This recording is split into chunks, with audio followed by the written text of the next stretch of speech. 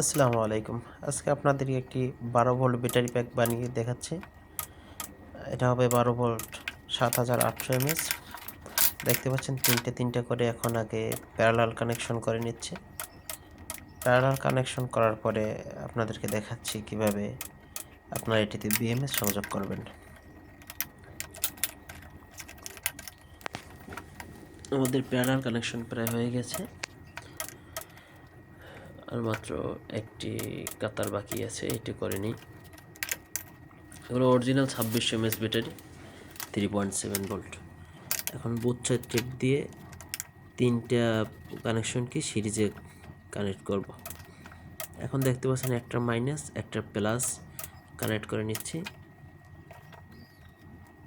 এখন এখানে 8.8 ভোল্ট আসছে, এখন অপরটার আবার মাইনাস প্লাস কানেক্ট করে নিচ্ছি অন্য দিক থেকে। এখন আমাদের এখানে 12 ভোল্ট চলে আসছে। এই উপরে একটা মাইনাস দেখতে পাচ্ছেন,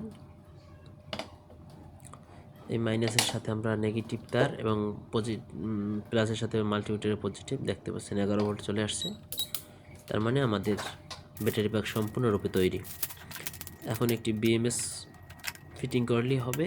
আমরা এই বিএমএসটা ফিটিং করতেছি। এটা একটা সেন্ট্রাল আইসি দ্বারা ব্যাটারি ব্যালেন্স করে, খুব ভালো মানের একটা বিএমএস। এখানে মাইনাস এবার 4 ভোল্ট 8 ভোল্ট এবং 12 ভোল্ট সোজা আছে, দেখিয়ে দিচ্ছি।